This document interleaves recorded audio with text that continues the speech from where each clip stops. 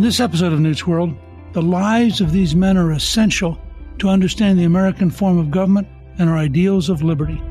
The Founding Fathers all played key roles in securing American independence from Great Britain and in the creation of the government of the United States of America.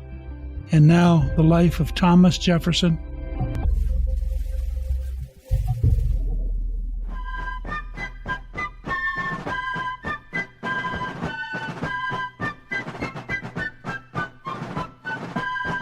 I would argue that in many ways, Jefferson personified the spirit of freedom and had developed out of it something much more profound than most of his colleagues as founding fathers.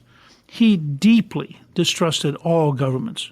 He didn't just deeply distrust the British government. He deeply distrusted the American government.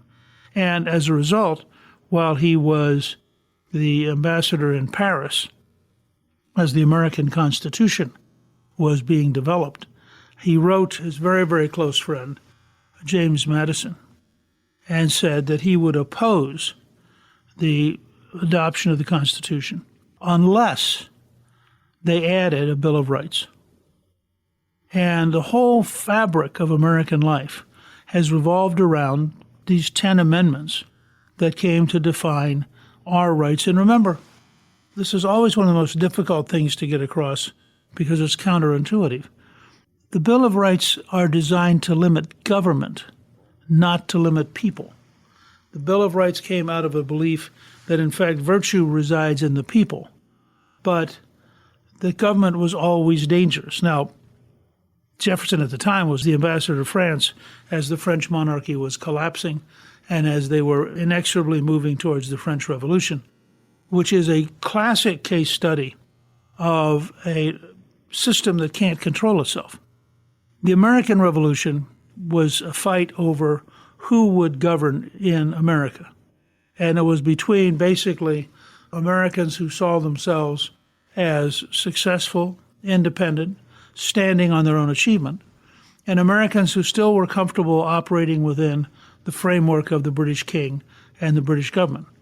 And that fight ultimately was very controlled. If you go back and you look, when the Founding Fathers won, they were very cautious about what they were trying to set up. And they had a lot of experience. Remember, there are 13 colonies, which means there are 13 constitutions. In several of the colonies, if the constitutions fail, so they write more constitutions. By the time they get to Philadelphia to write the Constitution of the United States, these folks had had more experience at writing constitutions than any generation in history. And all of them was aimed at a very core principle, because they understood a world different than we do. They knew that the world was dangerous. It was dangerous to their west because Native Americans were still independent, armed, and capable of causing enormous casualties in the constant struggle over who was going to dominate. And remember, the west in this period is around Pittsburgh. We're not talking about the west of Cheyenne, Wyoming. So they're looking one direction at Native Americans, many of them armed both by the British and the French. And the British, of course, loved to subsidize the arming of the Native Americans so that they would harass and torment the new United States. At the same time, they were vividly aware of the great power struggle that was underway to see who would dominate Europe. So they knew that between the French, the Spanish, the British, the Prussians, the Dutch, that there was this ongoing, very deep and very powerful struggle of systems much bigger than the current American military or the current American Navy. So on the one hand, in order to protect our freedom, they wanted a government strong enough to offset these dangerous countries. On the other hand, in order to protect our freedom, they wanted to make sure that the government that was strong enough to protect our country couldn't then take over and control us. And in this effort to find a path between the two, the future of domination by foreigners and the future of domination by bureaucracy and government at home, Jefferson was one of the leaders in trying to find a way to have us be a genuinely free country, which meant freedom for the individual, not just freedom for the king or the president. Presidents basically are just temporarily elected kings. And it's the House and the Senate that make America so much different from the European monarchies.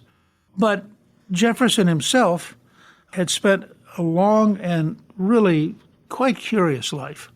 I'm an amateur paleontologist, and when you visit Monticello, you will find, for example, teeth from mastodons and mammoths. You'll find part of the skeleton of a giant sloth that had gone extinct sometime in the Pleistocene. You'll find that Jefferson is collecting everything. He's fascinated by the world.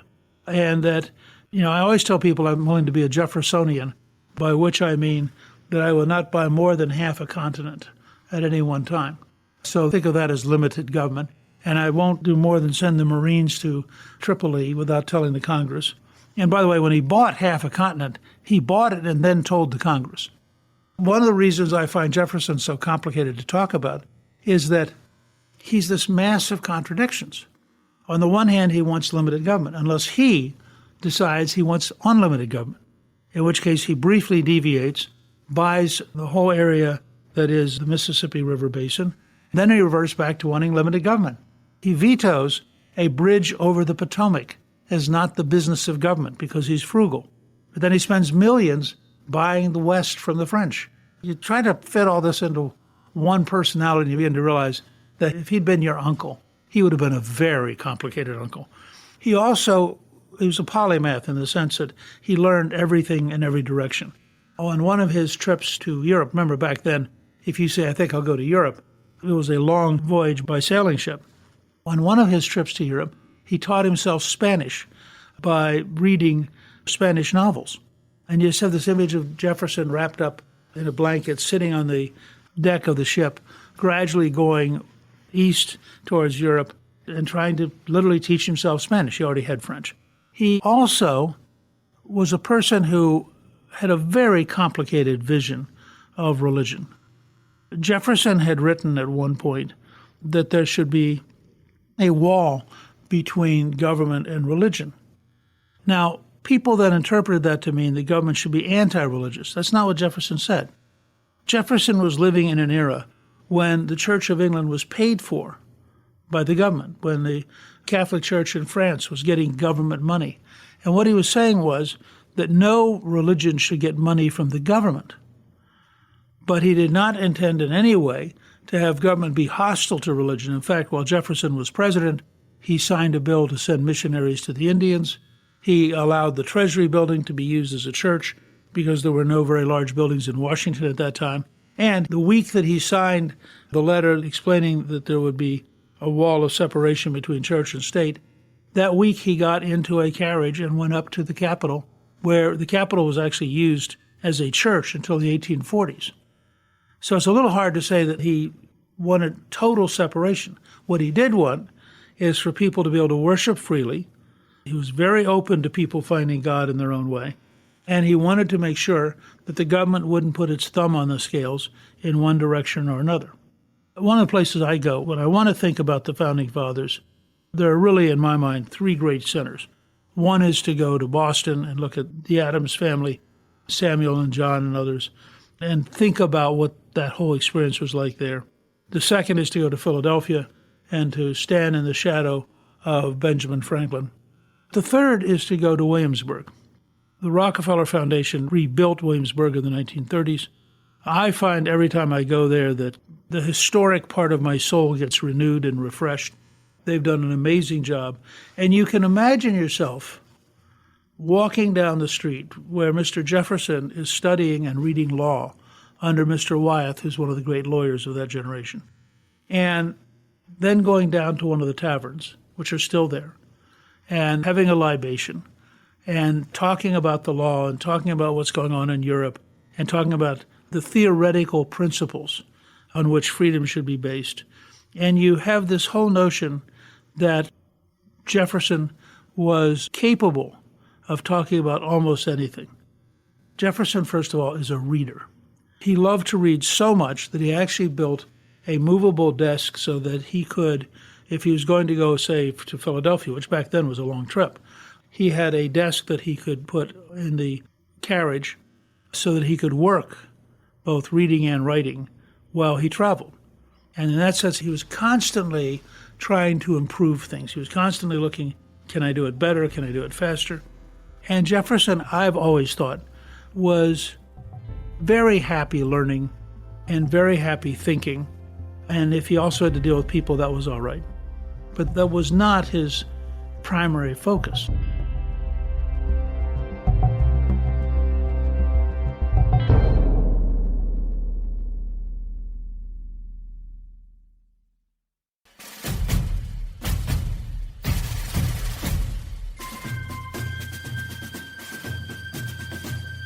Jefferson had grown up in what then was sort of the western part of Virginia, if you look at a map. We're talking about central Virginia today. But back then, unlike Washington, who had grown up in the planter part of the state with large homes and elegant dances and people who wore fancy clothes, Jefferson was much closer to the frontier. And he loved the frontier. He loved farmers as a group. And he really felt that virtue was to be found in small towns. In many ways, I think that you would find that in 1896, when William Jennings Bryan gave his speech about mankind being crucified on the cross of gold, he was, in a sense, channeling Jefferson.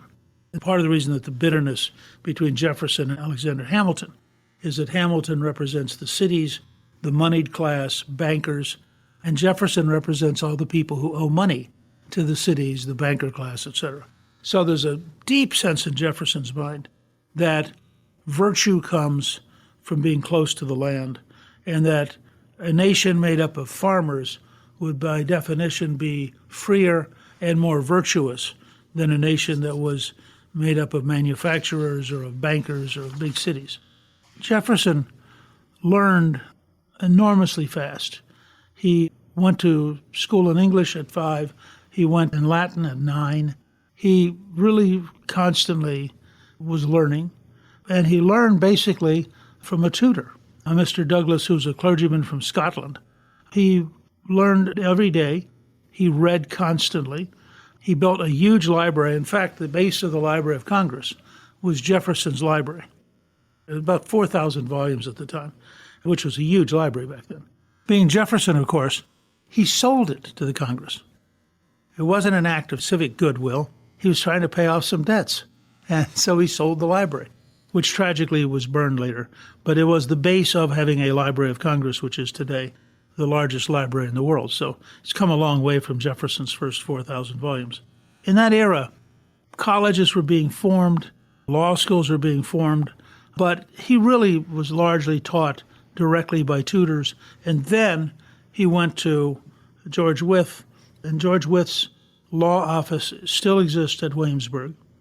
And you can imagine in the morning Jefferson getting up, having a cup of tea or coffee, maybe a small piece of bread, going in, and literally back then they called it reading the law, because that's what they were doing. This was before you got law schools and tenured professors and high tuition costs.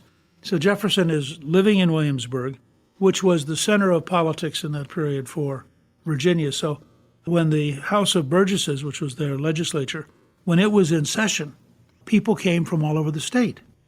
And if you were a young person studying under George Wythe, Wythe knew everybody, and so you inevitably would end up at dinner surrounded by the whole state over the course of time.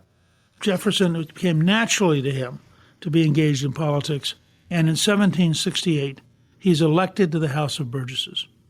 Now, he also began, and this is very typically Jeffersonian, he began to level a mountaintop at Monticello.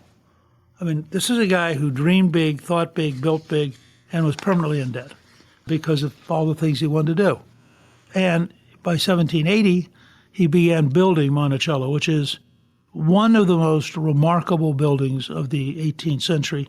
And if you have never been there, it is really worth your while to go and to look at what he designed, how it was built, the degree to which it was at that time a remarkably advanced building, and also little side things you'll notice when you tour. For example, Jefferson tended to sleep sitting up. People thought it was better for you because if you lay down, you could get water in your lungs. And so it was really sort of a norm. Now, Jefferson himself was very tall.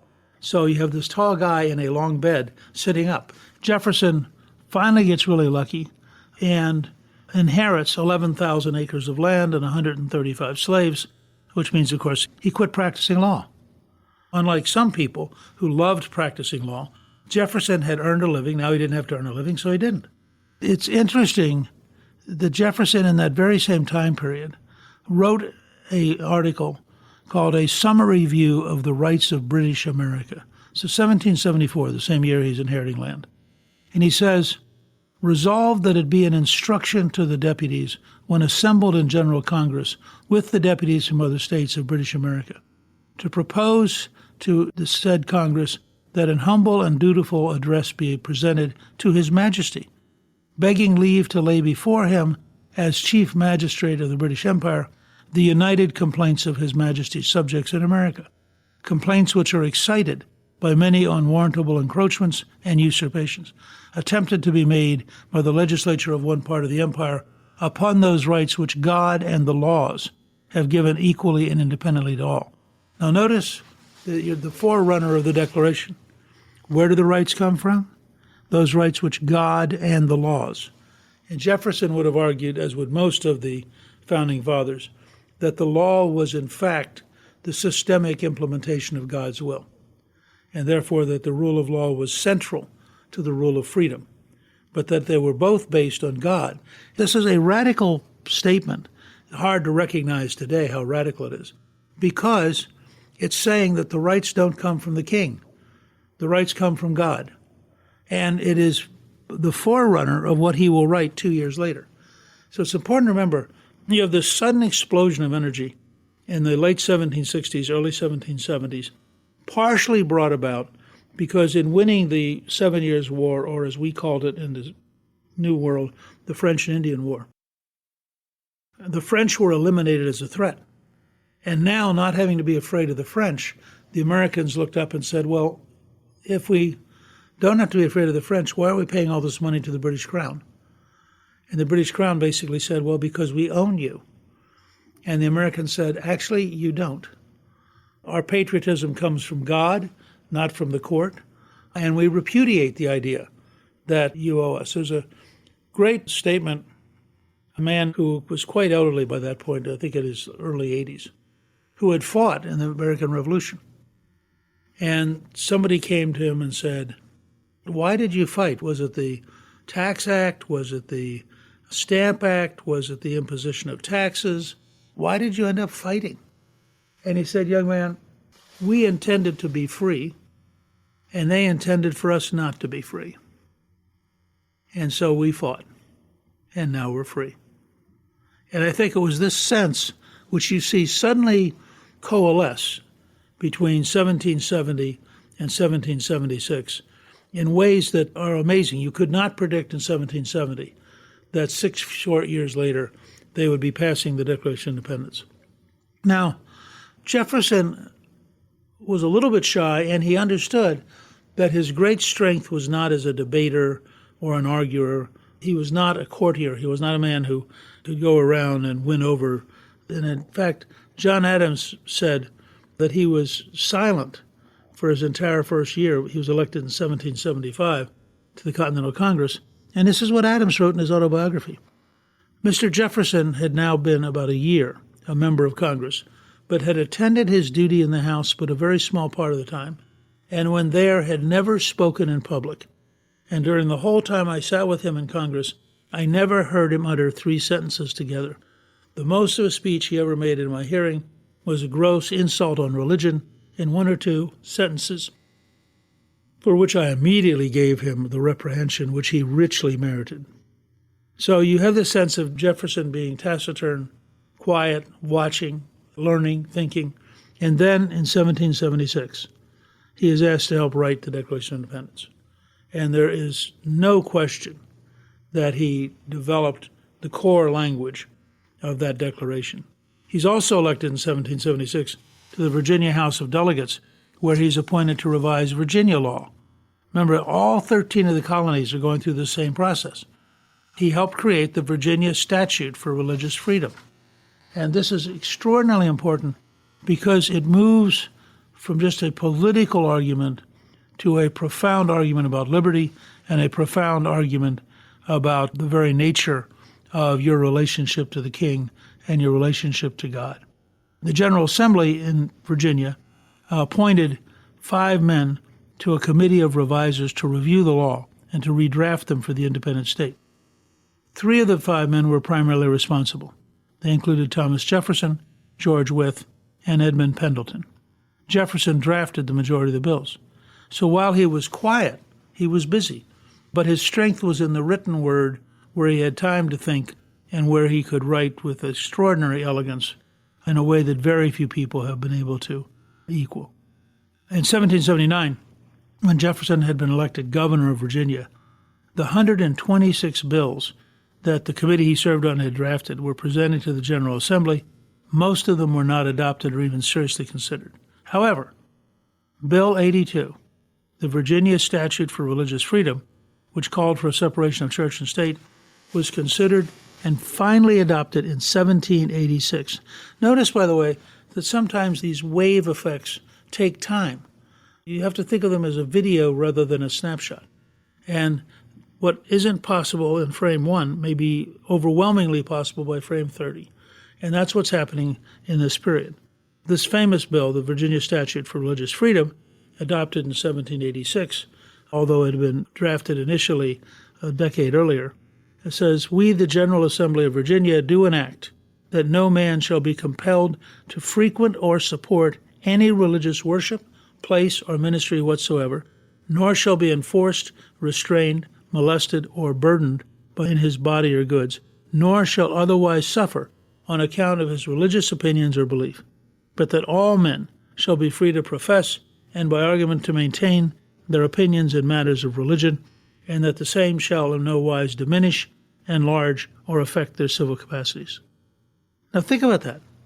You and I live in a time when there are many countries where you can be put to death for believing the wrong things. We live in a time when there are many countries when you can be put in jail for believing the wrong things.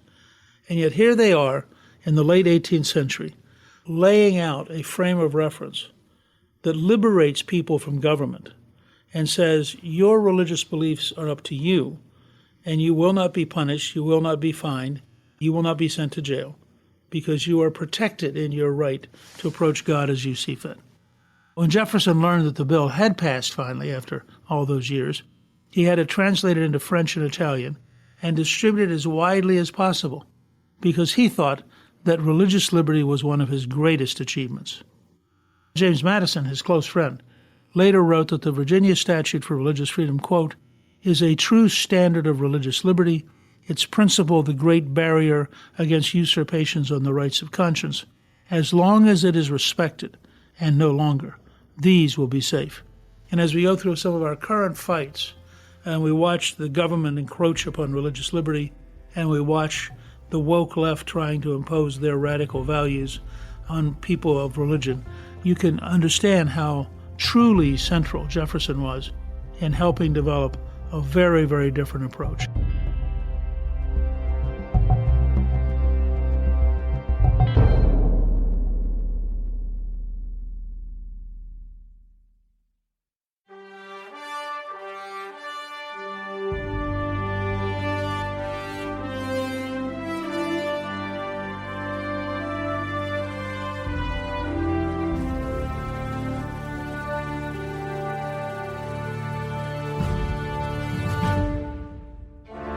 Now, Jefferson was involved in much more than just religious liberty.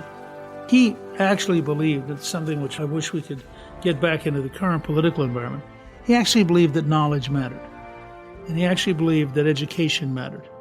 In 1778, he drafted a bill on education entitled, quote, "A Bill for More General Diffusion of Knowledge."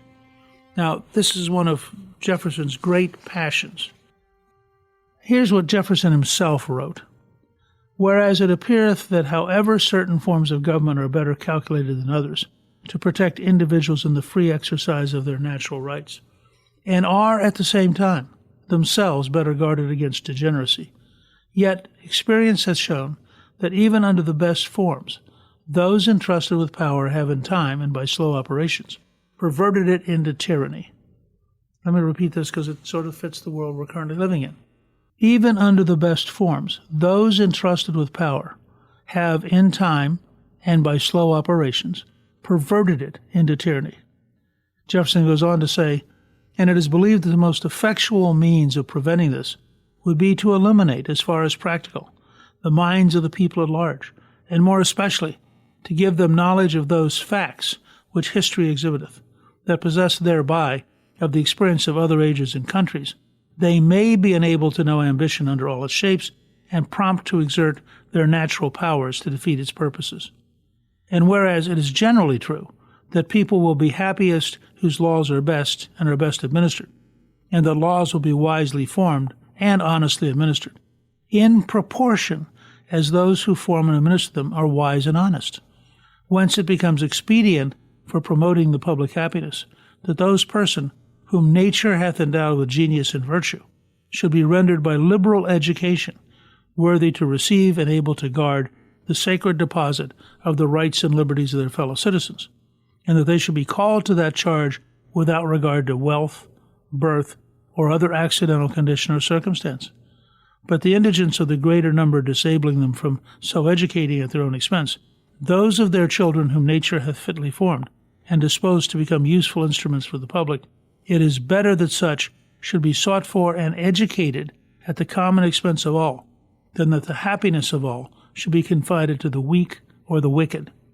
Now, if you go back and reread that, and you realize that our current situation, schools that don't teach, teachers that don't educate, total avoidance of history, dumbing down of mathematics, giving people passing grades so they feel good even if they know nothing, you can sense that we have arrived at a counter-Jeffersonian moment, when everything Jefferson feared in terms of ignorant people giving up their freedoms are far too close to becoming a reality. And it's why Jefferson is always worth revisiting and thinking about. Jefferson himself, by the way, gets to be elected governor, and is a terrible governor.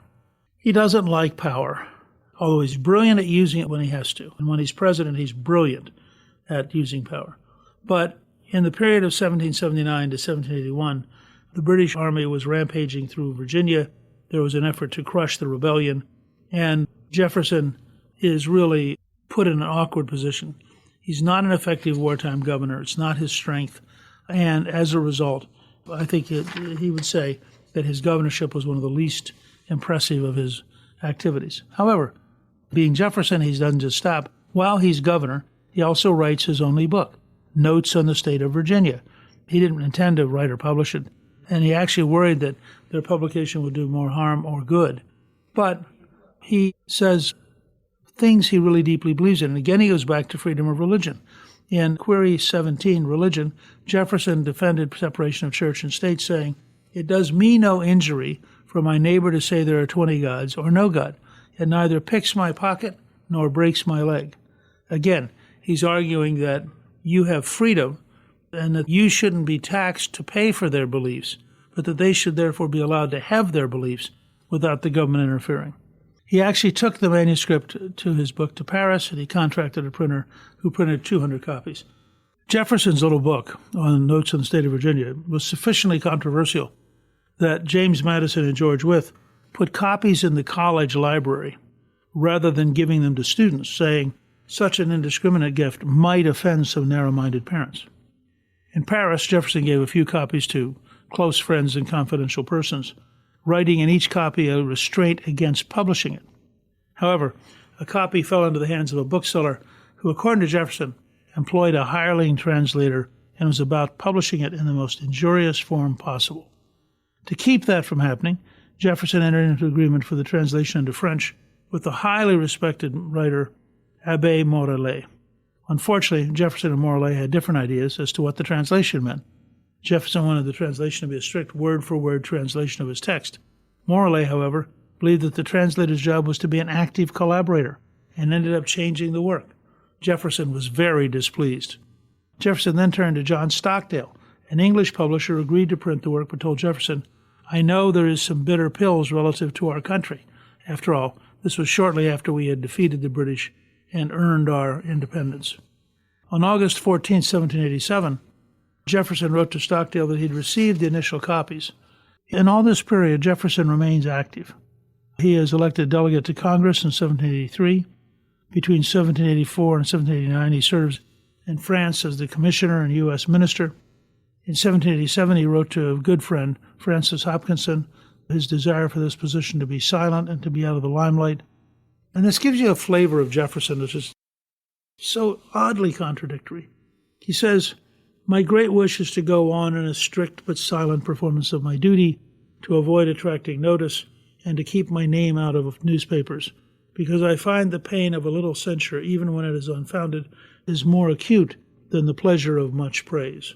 Now, so here you have this guy who, on the one hand, really is secretive and really doesn't want to be noticed. On the other hand, he is active in politics. He's governor of the state. He's ultimately going to be Secretary of State and Vice President and then President of the United States. And that sort of captures Jefferson. He is a very complicated person of enormous willpower, great patience and discipline, enormous capacity for work, and he's just really, really smart. You could probably argue that he and Benjamin Franklin were the two smartest of the founding fathers. They were both able to learn almost everything, and they both made major contributions to knowledge. To give you an example of Jefferson's genuinely diverse interests, in 1791, he and his friend James Madison made a botanical tour of the northern lakes, and his most lengthy journal entries was on the fly. The final report was never presented to anybody, but it still exists. So again, here's a guy who has written the Declaration of Independence, served in the Congress, served as governor, served as ambassador, and he's off writing a discourse on the nature of the fly.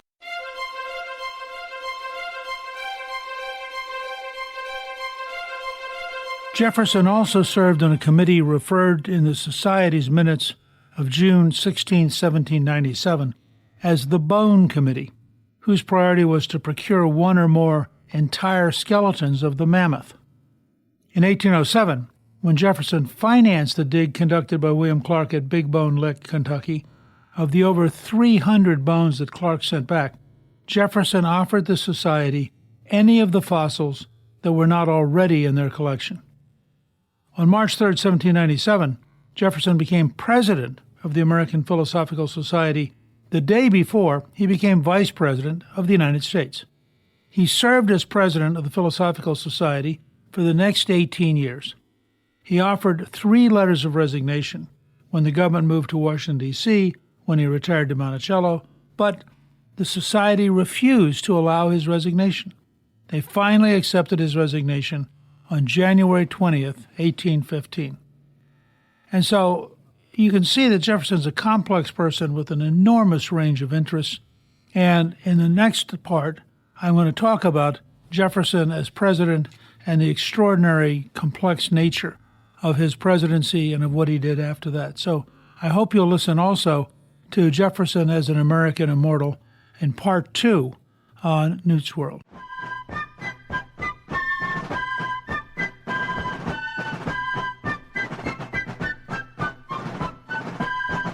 On the one hand, Jefferson was a very idealistic person. On the other hand, he's a very sophisticated, subtle, and often duplicitous politician. And both are somehow captured in the same person. He's a man of great principles, but on the other hand, as you'll see, as president, he sometimes broke those principles in amazing ways. The term Jeffersonian Democrat for a very long time meant somebody who was for limited government, was for lower expenses, and was essentially very, very suspicious of power in Washington. But at the same time, as you'll see, this is a guy who bought half a continent. He's a person who sent the Marines and the Navy to the shores of Tripoli without telling Congress. And so on the one hand, he was sort of for limited government, unless he wasn't for limited government. And it's this kind of complexity that makes Jefferson so fascinating. He was also not only extraordinarily smart, one of the 3 or 4 smartest of our presidents, but he was, in addition, a person of extraordinarily wide, eclectic interests. Jefferson read widely, taught himself Spanish while on a ship going to Europe by reading Don Quixote. He studied fossils, collected them. If you go to Monticello at his home, you'll see some of the fossils that were collected while he was president. He sponsored an expedition which was almost the equivalent of going to Mars, and Lewis and Clark crossed the continent to explore the territory that Jefferson had just bought from France. Napoleon very cleverly sold it because he realized with the Royal Navy controlling the ocean that the French would not be able in the long run to keep the western part of the United States. So he sold the entire Mississippi Valley to Jefferson, and Mississippi, through its tributary, the Missouri, really goes an amazing distance west. And so they ended up more than doubling the size of the United States in this one purchase. All of these are things by a president who claimed to be for extraordinarily limited government. In order to win, he actually had to invent a political party. So Jefferson had risen and ultimately had become the Secretary of State because he had served in France. He had a pretty good bit of diplomatic experience. And I think Washington thought that he was the right person to try to represent the United States in foreign policy. He very difficultly coexisted, if that's the right term, with Alexander Hamilton.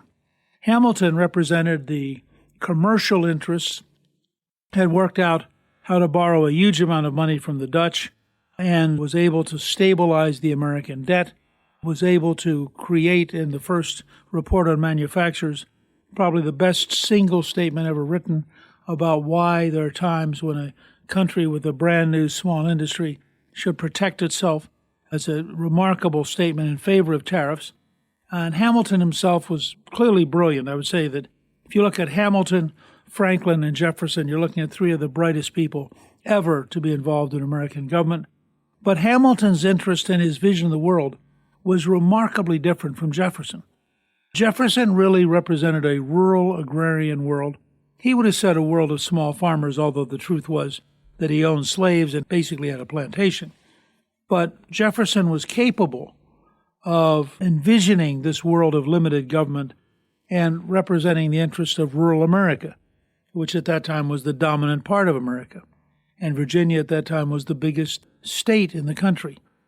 On the other hand, Hamilton had this vision of a manufacturing and commercial future, of an America which would grow strong enough to defend itself, and an America which would find its ultimate source of wealth in big cities and in factories, things which Jefferson found abhorrent. Jefferson wanted a much more rural lifestyle, would claim to want a more egalitarian world, although the truth is Jefferson himself was clearly aristocratic and not particularly egalitarian. In order to seize power, Jefferson and his sidekick, James Madison, also of Virginia, and the author of the Bill of Rights, invented the Democratic Party. As John F. Kennedy used to say, he was out gathering butterflies because the excuse that Jefferson and Madison used for going to New York to meet with Aaron Burr was that they were collecting butterflies. In fact, what they were doing was plotting with Burr to create a party in order to win an election. Jefferson had won the vice presidency in 1796, with John Adams, the former vice president under Washington, becoming president. But Adams represented a New England and New York vision of the world and was really pretty close to an aristocratic rather than an egalitarian sense of how America should develop. Jefferson represented an upsurge of populism and was a brilliant political plotter, maintained through correspondence a network across the whole country, aroused people to, in effect, petition against what Adams wanted to do, got Adams so angry that he passed the Alien and Sedition Acts, which would have punished people for criticizing the government, and those were then thrown out as unconstitutional. They were wildly unpopular. Jefferson came along and really was in open rebellion. It was the last time that they would have a president and vice president of opposite parties. It was a totally unwieldy project. And Adams, unfortunately, totally changed American history because Adams and his sidekick, Alexander Hamilton, who represented the New York Federalists, hated each other. And the result was their party was totally split. Well, faced with a split and decaying Federalist Party, really representing New York and North, Jefferson was able to mobilize rural America. And as I said earlier, he had the largest state in Virginia. And Jefferson won a sweeping election in 1800. And it's really the first peaceful transfer of power between two clearly opposed sides, and it created a sense of stability for the republic. Jefferson would then govern as seen by modern liberals in an idealistic way, although since Jefferson owned slaves, he's now out of fashion with the modern left. But for a very long time, he was kind of their model. But in fact, what he was doing was very methodically destroying the Federalist Party. And by about 1812, the Federalists disappear. And for a brief period of time, what were called the Democratic Republican Party was the only major political force in the United States until it broke down with the populist insurgency of Andrew Jackson, who was a Democrat, and that led to the formation of the Whigs as the opposing party. But that doesn't occur until the late 1820s. So there's about a 20-year period where the Jeffersonians are totally dominant. You get three presidents in a row from Virginia, in Jefferson, Madison, and Monroe. And remember that the first president, George Washington, was also from Virginia. So 4 of the 5 initial presidents of the United States all come from Virginia, which was the dominant state. And Virginia represented an agrarian interest remarkably different from the commercial and banking and manufacturing interests of people like Alexander Hamilton. Jefferson ends up in a very strange situation in 1800 because they had not quite figured out that if you had the same electoral college votes for both the president and vice president, they would be tied. Now, everybody had agreed that Jefferson was the candidate for president and Burr was the candidate for vice president. But Burr, who is a remarkably despicable and dishonest figure, a man who came very close to treason later on in his life, and the man who shot and killed Alexander Hamilton in a duel. And I always remind people when they worry about how intense and how difficult our political process occasionally gets, that we have not had a former Secretary of the Treasury killed by a former vice president for over 200 years. So these guys understood a level of toughness that we fortunately have not had repeated. But Jefferson and Burr each had 73 electoral votes. Well, there was no provision at the time for breaking the tie. Everybody agreed as a gentleman's agreement that Jefferson would be president, but there was no real proof of what would happen. And it actually took 36 ballots.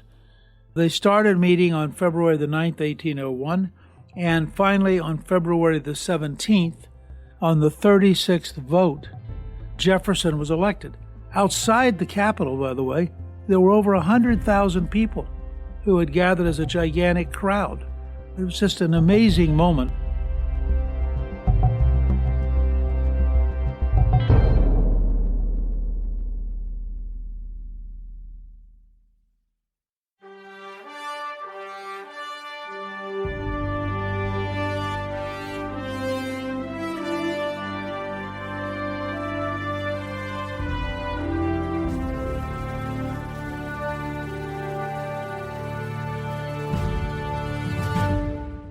Jefferson then is sworn in, and on March 4th, 1801, this is all changed after FDR becomes president in the 1930s, and they realize that there's just too long a period between an election in November and the taking of power in March, and they bring it up to January 20th, which has been ever since. But notice that in the earlier era, when everything is done without a telegraph, without radio, by people riding horses, they had allowed a great deal of time for the election to occur, the electors to gather, and finally the president to be sworn in. So on March 4th, 1801, Jefferson delivered his inaugural address, and he said in part, quote, "Let us then, fellow citizens, unite with one heart and one mind. Let us restore to social intercourse that harmony and affection without which liberty and even life itself are but dreary things. We have called by different names brethren of the same principle. We are all Republicans. We are all Federalists." Now, he didn't actually mean that. What he really meant was, as Democratic Republicans, we're going to wipe out the Federalists. And in fact, they were very aggressive in exerting their power. Jefferson, of course, was not a great public speaker, and he knew it, but he was a great writer. So when it came time to address the Congress, Jefferson decided that he would write it and send up his written address, having his secretary, Meriwether Lewis, who would become famous later for the Lewis and Clark expedition, having him deliver the address. And throughout his 8 years as president, Jefferson never addressed Congress in person, instead opting to write it to the Congress. So they got written addresses. That continued just as a tradition until Woodrow Wilson appeared. And Woodrow Wilson, who had been a college professor at Princeton, liked to give speeches, saw himself as a great orator.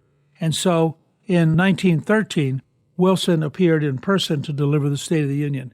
But from the time Jefferson sent up a written version until 1913, it had always been done in writing. And, for example, Lincoln's amazing addresses to the Congress, which are among the greatest writing in American presidential history, were all just delivered in writing. They weren't delivered by Lincoln himself.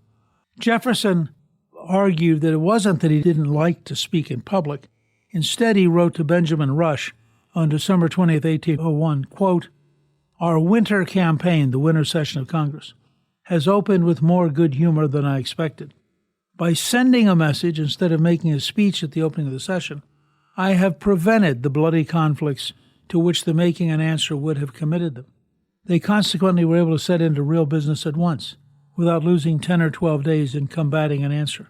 In other words, Jefferson figured if he showed up in person, he would so irritate some of the members of Congress that they would feel compelled to spend their time attacking him. And instead, he thought that he had diffused the emotional tension by sending the document up in writing. He also defended not doing it when he wrote John Wales Epps on January 1st, 1802, quote, "Congress have not yet done anything nor passed a vote which has produced a party division. The sending a message, instead of making a speech to be answered, is acknowledged to have had the best effect toward preserving harmony." So I think it's fair to say that from Jefferson's perspective, he's always thinking strategically. Now that he has power, he's concerned with relaxing and consolidating the power, and he knows that the less he fights with the Federalists and the more he allows them to just atrophy and gradually disappear, the less friction there is, the less fighting there is, the better off he is. Because he's president, and he already has all the power of the presidency. The fact is that he also wasn't a great public speaker, and in fact, when he gave his second inaugural address on March 4th, 1805, a lot of people in the room couldn't even hear him. So the address was sent in advance to the newspapers, and the newspapers could publish them even if you couldn't hear them. Now, Jefferson had moved west, and it's hard to believe nowadays because you don't think of Charlottesville as all that far west. But in fact, the Tidewater farmers, the great planters, the government that had been in Williamsburg, all those things, from Jefferson's perspective, were behind him, and his focus was to the west. His father, Peter Jefferson, was one of the founding members of the Loyal Company created to ask for grants of land west of the Allegheny Mountains. And remember, back then, the frontier is the Allegheny Mountains. Nowadays, we think of that just as eastern, and if anything, you might think of the Rockies as the frontier. Interestingly, Lewis Meriwether, his father, had been a member with Peter Jefferson in founding the Loyal Company, which was trying to open up the West and asking for land in the West. Now, when you look at that period, Jefferson is fascinated with the West, but frankly, he personally doesn't have that much time to go do things. If anything, he's spending time in France, where he's the minister. He's spending time in Philadelphia, and he's helping other people go west. But he is not himself able to go west. And in a funny way, Washington was more of a frontiersman than Jefferson. I mean, Washington really was physically very, very active. Washington goes west both as a surveyor. He surveys places like Little Washington in Virginia. He goes west as a head of the Virginia militia and helped start the French and Indian War, what became called the 7 Years' War in Europe. So Washington was a genuine frontiersman and understood a great deal about the frontier. Jefferson's really a gentleman farmer and an intellectual who's fascinated with the West as an idea. And interestingly, at one point, he subsidizes, when he's the minister to France, he subsidizes a guy named John Ledyard, who's an American explorer. And their idea is that the way they will explore the West is he will go east across Siberia and travel to the western coast of North America. However, when he tried to do that, he was arrested by the Russians and sent back to Europe, so that failed. In 1793, Jefferson enlisted members of the American Philosophy Society, which at that time was the leading kind of intellectual gathering in America.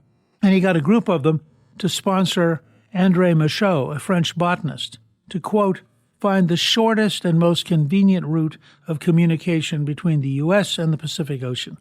But it didn't get very far and didn't have anything accomplished. In 1805, the territorial governor of Louisiana, General James Wilkinson, persuaded President Jefferson to authorize an expedition to explore the beginning of the Mississippi. Now, interestingly, by the way, I always find this fascinating. The Mississippi itself starts in Minnesota, but the great source of water is the Missouri, which starts much further west and pours into the Mississippi at St. Louis and has dramatically more water than the Mississippi, but is subordinated and named the Mississippi when they join. So they're looking for the origin of the Mississippi, when in fact far more important is to find the origin of the Missouri. Jefferson did agree with General James Wilkinson, the territorial governor of Louisiana, and Lieutenant Zebulon Pike, for whom Pike's Peak is named, was appointed to lead the party to negotiate peace treaties with the Indian tribes they encountered, but they reached the present-day Canadian border and then turned back. A year later, Pike was appointed to lead an expedition to explore the Red and Arkansas rivers. He entered Colorado, unsuccessfully attempted to scale the mountain that today is called Pike's Peak. After entering Spanish-controlled New Mexico, he was captured and sent back. But Jefferson still had not abandoned the idea. On January 18, 1803, Jefferson sent a letter to Congress asking for $2,500 to fund an expedition to the Pacific Ocean. They approved it. And by the way, the expedition, as often happens with government projects, turned out to cost far more than $2,500. A year later, about 45 men, headed by Meriwether Lewis and William Clark, left on what became a very, very famous expedition. There is a remarkable book called Undaunted Courage, which I recommend to everybody. It captures day by day this extraordinary expedition, which, as I said earlier, is in many ways that era's equivalent of going to Mars. I mean, these guys are leaving St. Louis. They're paddling their way up the Missouri. They are crossing over around Yellowstone. They're going down the Columbia. They're encountering all sorts of Native American tribes.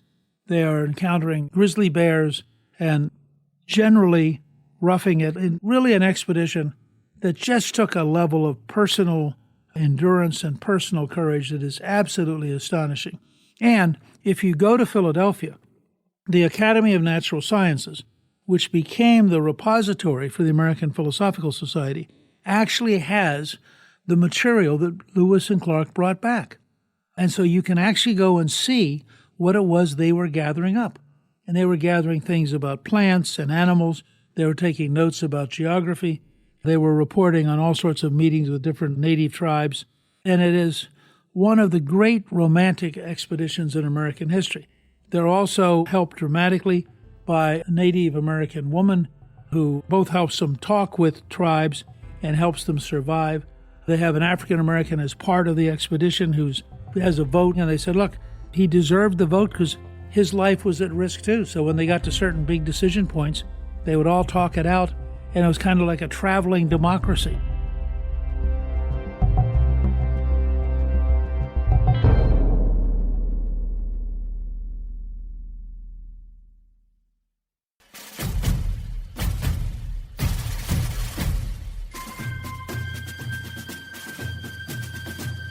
Jefferson had a very busy presidency, was involved in reshaping the judiciary. The Jeffersonians hated the Federalist judges. They saw judges as instruments of government to oppress the people, and they very much favored a much more popular society in which juries played a bigger role and judges were very limited. Lawyers will all cite Marbury versus Madison, which was a major decision involving the grant of a certificate to a person who had been appointed to a job by the Federalist and who now that the Jeffersonians were taking over, was not going to get that job. If you actually read the case carefully, what you find is that the new Chief Justice of the Supreme Court, Justice Marshall, is very aware that the Jeffersonians hate the court. And he knows that if he takes Jefferson head on, immediately after Jefferson having won control of the presidency and control of the House and Senate, that they'll simply abolish him. And so he maneuvers to maintain the independence of the court without infuriating Jefferson. And it's actually not some key moment where the court stands up boldly, but rather a brilliant maneuver to preserve the independence of the court by not standing up boldly. And it's worth your studying because it both tells you how lawyers sort of aggrandize their role in life, and it tells you that the court has always been inherently political. That's the nature of a Supreme Court in a free society. They have to pay some attention to deep popular interests. Jefferson, having succeeded in 8 years, and he did an amazing amount. I mean, as I said earlier, buying half a continent, sending the Marines and the Navy to Tripoli to defeat the Barbary pirates, organizing the dominant majority party, which is still today, the Democratic Party is the longest-serving political organization on the planet. It's outlasted the Nazis, the communists, the fascists. It's outlasted most monarchies, and it's a remarkable institution. And Jefferson was, in fact, along with Madison, at the very center of organizing it. In 1809, Jefferson goes home. He leaves the presidency, he leaves public life, and he helps found the University of Virginia. It was then Central College, but it becomes the University of Virginia. Jefferson plays a major role. When, in February 14, 1816, the Virginia General Assembly established a charter for Central College, which becomes the University of Virginia, Jefferson was elected to the college's Board of Visitors and rector of the college. Jefferson also designed the college. And again, as an example of his intellectual reach, remember that Jefferson is an architect. He designs Monticello. He designs other public buildings. He's also a bibliophile. The original Library of Congress is Jefferson's personal library, about 4,000 volumes, although it might be pointed out he sold them to the government because he needed the money. For his entire life, Jefferson is short of money and is constantly trying to find sources of additional revenue. He's not a particularly great farmer, doesn't focus on farming, doesn't make a huge amount of money. Very different, by the way, from George Washington, who was a great businessman, a great farmer, and was generally competent at everything he touched. I think it's fair to say that Jefferson had a deep, passionate interest in education. Jefferson was not anti-religious. Jefferson did write a letter to the Baptist in Connecticut saying that there should be a wall of separation between church and state. But what Jefferson was saying was, in a world where the Anglican Church got paid tax money, that he did not think any church should get government money. However, he was not for an anti-religious position. In fact, Jefferson allowed the Treasury building to be used as a church. He himself went up to the Capitol, which was a church up until the mid-1840s. Jefferson signed a bill to send missionaries to the Indians. So the whole notion that he was in any way anti-religion is just wrong. And in fact, if you go to the Jefferson Memorial, you'll see a great quote from Jefferson where he has sworn eternal hostility against all forms of tyranny over the minds of man. And I think that that's the heart of Jefferson. He really was committed. And to give you a sense of the depth of his commitment on education and the depth of his commitment on religious liberty, he wrote out for his own tombstone, "Here was buried Thomas Jefferson, author of the Declaration of American Independence, of the Statute of Virginia for Religious Freedom, and father of the University of Virginia. Born April 2nd, 1743, Old Style, died July 4th, 1826. He thought those were the three things he wanted to be remembered for. Not president, not vice president, not foreign minister, not ambassador to France. Author of the Declaration of American Independence, of the Statute of Virginia for Religious Freedom, and father of the University of Virginia. And it gives you a flavor of what he had dedicated his life to symbolically. He died on exactly the same day, the 4th of July, as John Adams, his great rival in developing political power, They had gotten to write each other and sort of reconciled over the years. And there was something symbolic that on July the 4th, the date when Jefferson and Adams had helped author the Declaration of Independence, they both passed away. He is an immortal. There's no question that to understand America, you have to spend some time trying to understand Thomas Jefferson. And there's no question that that time will be well spent because he was a remarkable person. Thank you for listening to Founding Fathers Week on Newt's World. You can learn more about Thomas Jefferson on our show page at newtsworld.com. Newt's World is produced by Gingrich 360 and iHeartMedia. Our executive producer is Garnsey Sloan, and our researcher is Rachel Peterson. The artwork for the show was created by Steve Pendley. Special thanks to the team at Gingrich 360. If you've been enjoying Newt's World, I hope you'll go to Apple Podcast and both rate us with 5 stars and give us a review so others can learn what it's all about. Right now, listeners of Newt's World can sign up for my 3 free weekly columns at gingrich360.com/newsletter. I'm Newt Gingrich. This is Newt's World.